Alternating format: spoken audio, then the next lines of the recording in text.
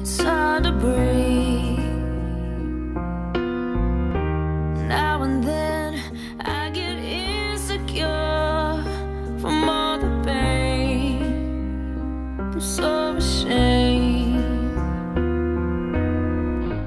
I am beautiful, no matter what they say.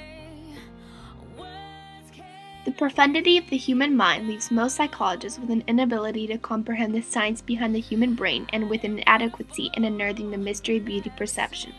Each individual mind perceives beauty differently, depending not only on the distinction of the individual brain, but on a series of other factors as well.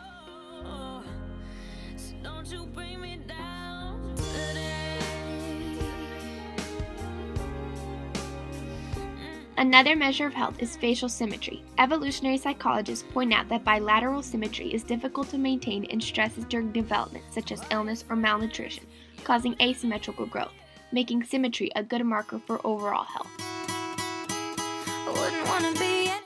Doug Jones, author of Sexual Selection, Physical Attractiveness, and Facial Neoteny, proved through a series of experiments that the most facially attractive women hold facial characteristics similar to those of a baby, such as full lips, large eyes, and small noses. The mere exposure hypothesis, a psychological phenomenon, states that the more familiar a face is to an individual, the more normalcy is promoted and thus facial attraction increases. A lot goes through the face and through the body language and to the rhythm of expression, and there is a lot that gets communicated through the face. But it's not just the face, it's like the whole persona. It didn't work well, and one of the major problems with making statements like that is people generalize. And usually it's not a good idea to generalize something as a shortcut to thinking about and be receptive to what people communicate in general. So I think that's why it ended up having problems, because then people start to act maybe in a certain way towards people with certain characteristics, assuming things, which deviates what would otherwise probably go on a more normal lines of interaction. So it's like judging the book by its cover, you know, with oh, you have big ears, you're going to talk a lot.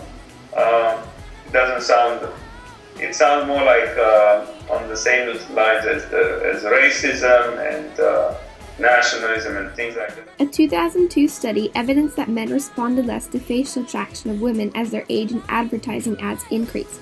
However, women tended to respond more as the age of men increased in ads. It would play a role just like everything else. I don't know if you are to take all the variables, like the total personality of the parent, the way they interact, the way they are attuned to the child, the way there is a total relationship. So that total relationship is certainly going to have an impact on how a child develops. It's part of the whole package that the physical appearance, body and face, would have an impact. But to rank that with everything else in the picture, that would be a much tougher job. Dr. Pare of St. Andrews conducted an experiment in which he morphed a photo of a person's face into the opposite gender.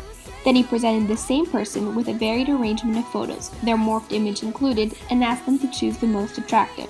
According to Dr. Pare, his subjects always preferred the morphed version of their own face. It depends probably the matter of maybe how you like or you don't like your features. Maybe if you don't like it, you want to overcompensate and find somebody.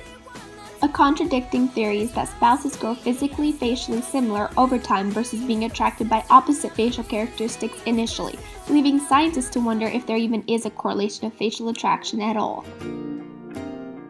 In conclusion, stating that opposite facial characteristics attract is ultimately invalid. The beauty of perception is deeply personal, and studying the choices in facial attraction scientifically is difficult.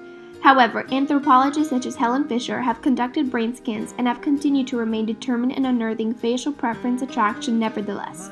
As cosmetic industries continue to promote surgeries to enhance the facial appearance of people, observing the science behind our decisions for facial attraction is beyond important. With the constant drive for new technology, the future holds opportunities for scientists and psychologists to comprehend the human mind better and further understand the decisions we make each day. Of that I'm sure. She smiled at me on the subway. She was with another man. but I won't lose no sleep on that, 'cause I've got a plan. You're beautiful, you're beautiful.